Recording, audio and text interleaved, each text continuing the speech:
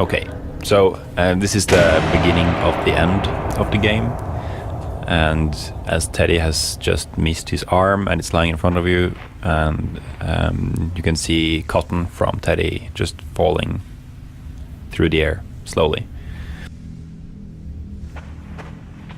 So in this area we wanted to make the player feel very alone and a bit disoriented, as you have just lost what we wanted to be the player's main companion throughout the game, Teddy. So it's very dark, and you just follow the lights and the sound as you go. I really enjoy simplicity and like specific focus kind of experiences. So I really enjoy the part towards the end when you're walking through the dark area after losing your teddy bear, and you're approaching the last time you're in the hub, and you've got Teddy's broken arm in your hand, and you're just walking from light source to light source, and it's kind of you're understanding their connections, and you're seeing how your mother is connected to the problems and how she's an alcoholic for the first time. So, and that area is really, really specific. You're walking from this light source and then it turns off and then this one turns on, and it's so concentrated. And especially like in contrast to the extremely complex level which you're just exited, like the closet level where everything's just broken and there's wall and doors and holes and things everywhere. You're just on this huge open black void where you're walking from light source to light source. I like that contrast. This area we have always called the forest, which doesn't make much sense now because it doesn't look like a forest at all. And the reason why is that at an earlier iteration of this area, we had like stone pillars looking like just like trees, but made out of stone, just huge rocks and these sort of like cylinder formations all over the place. And we wanted to make this the most intense part of the game. So this was at an earlier iteration where there was a monster chasing you, or at least you had a feeling of that, and it was just super intense. But as we developed the game and we wanted to focus more on the mother and the father and the situation in the house and the family, we decided to cater the forest more towards the story and not the scary part. So it's pretty intense and scary. You're walking like in the complete darkness. A lot of times you don't know if there's anything dangerous there. The mood is really eerie. It's very tense, and you just have to move from spotlight to spotlight. And yes, it basically tells it's sort of it's the reveal for the story of the game.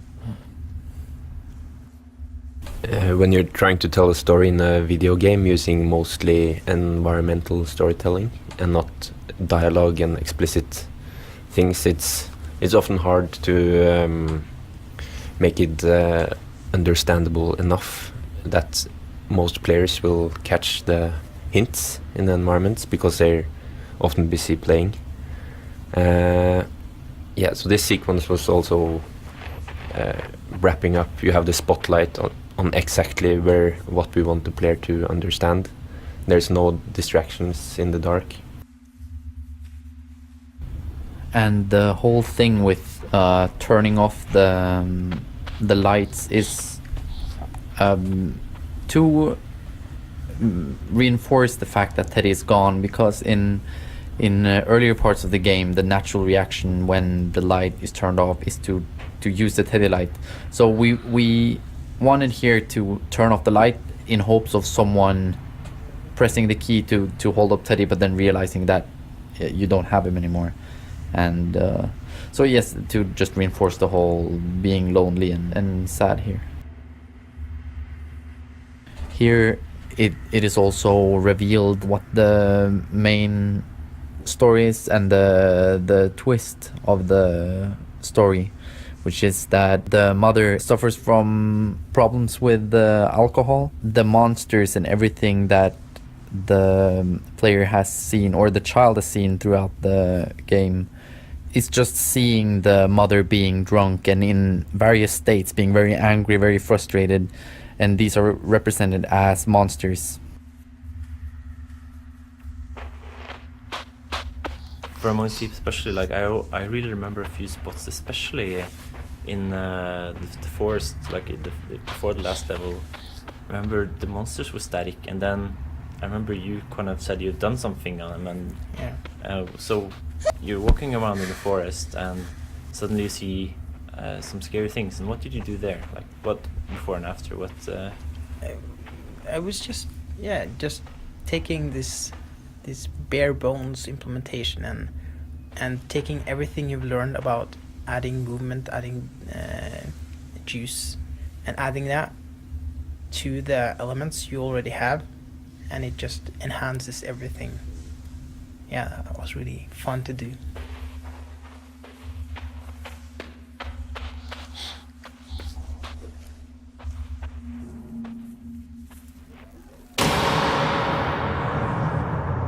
Not now.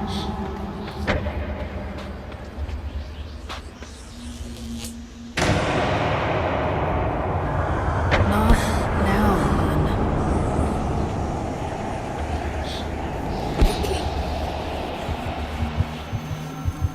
I said, not now.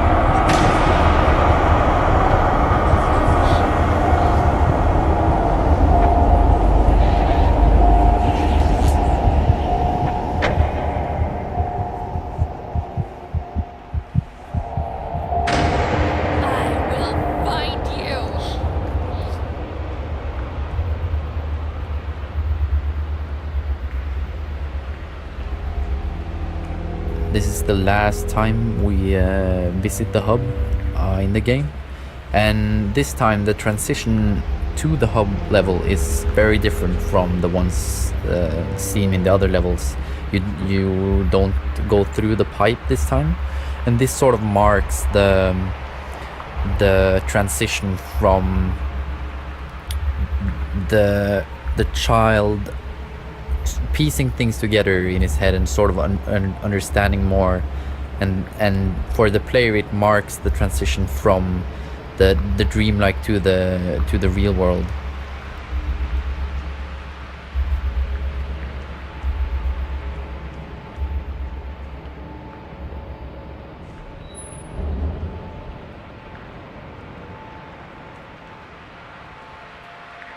And here also, since the player don't have Teddy anymore, but we have Teddy's arm, the player can use Teddy's arm to unlock and open the door. And this was also something we did for the feels. Like we really wanted it to be sad and to feel like a loss when you don't have Teddy anymore. So this is we wanted Teddy to be the only one to be able to open this door, to make him feel like Teddy helps you, and he's powerful. He can do some things that you can't, and you need him. And so when you lose him, you don't have the safety anymore. You can't use him as a light source. And then luckily, you have his arm, and you can use this to continue.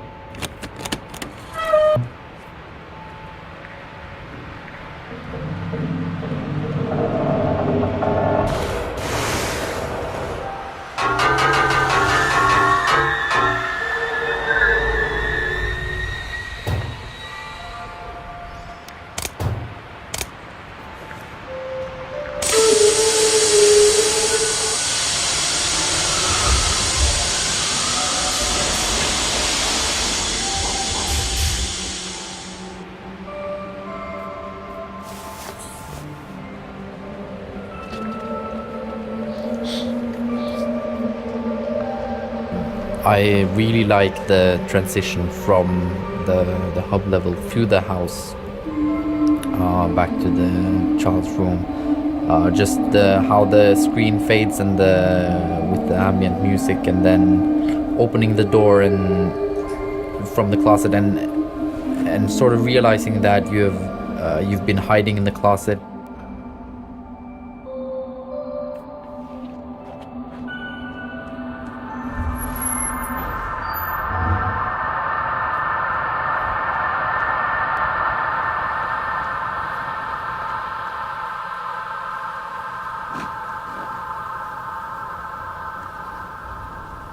All the way throughout this level, you walk downstairs, and on the way you will see and find many different objects, all of which you have seen during the game and you have interacted with, like the jigsaw pieces from level 3 and the moon and star shaped keys from level 4, the owls from level 2.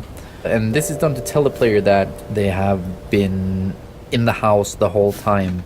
It's been the child's imagination running wild, and all the scary parts have been caused by the mother being drunk and making a mess in the house, and just creating a environment that feels unsafe for the child.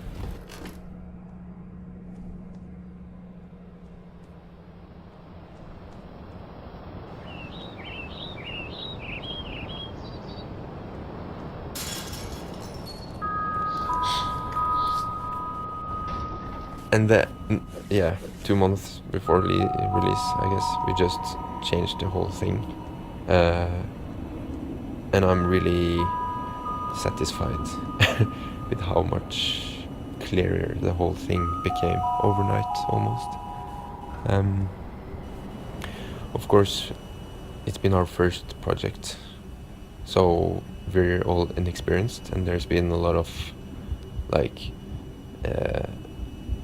not necessarily disagreements, but there's been like a bit different ways we have want to go, each of us, during the production. So it was nice when we ended up changing that everyone seemed to kind of come to peace with the new ending and really agree that this was the best way we could go with the ending, with the mother as an alcoholic figure. And yeah, the whole story became more centered around this one theme, instead of being all over the place, nobody understanding much of what really was going on.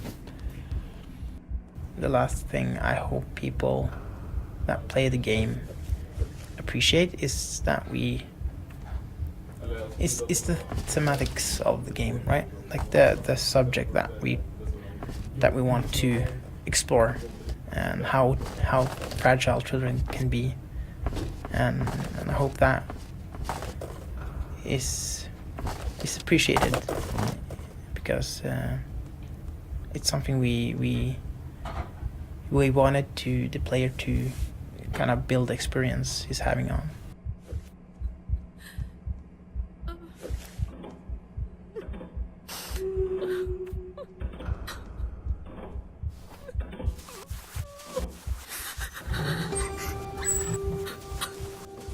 So in this level, we kind of go full circle and end up right where the game began.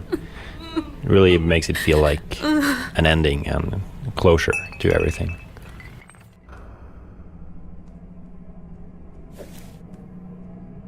We also really wanted the mother to be experienced as she's not evil or just straight up a villain in any sense, but we wanted to portray the side of being a human and how a person dealing with Stay away from me! personal problems and in this case being a divorce, a breakup, a bad relationship, and how this can affect a human being. So she's not at all evil, but she's just not capable of taking care of herself and the child at the same time. She loves the child, but she's not a good fit for taking care of and also it feels so open that it can be interpreted as anything. Like some people have been mentioning that you can interpret this as the child actually dying. So it's open for interpretation. The story was changed, not to something completely different, but we basically just cut a part out that we wanted to be the main story, which was the Teddy being evil and all that.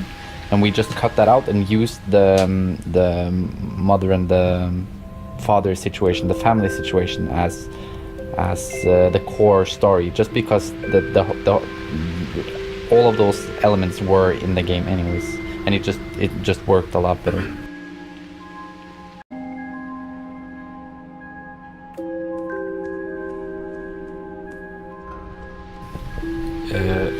People will maybe also recognize the voice of Teddy as the father who picks you up.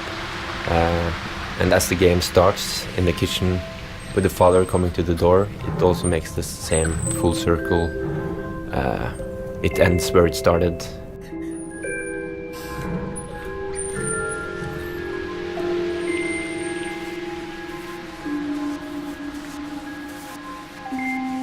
A nifty little detail that not too many people seem to have picked up on is that the voice of both the Teddy character and the father character is played by the same voice actor. And both voices are intentionally made pretty similar because the teddy bear is a representation of the child's memories of the father, so that we wanted the characters to feel and sound similar enough and be just this warm, loving character, that in the very end, in the final scene where you hear the voice of the father, we wanted the players to think, that's Teddy, but still to understand that that's not Teddy, it's the father, and then to from there understand that the teddy bear has been just this picture, this image of the father in child's head this entire time. Hi there, little one. Come here. Did you like your gift? What happened to his arm? Don't worry, we'll fix him up.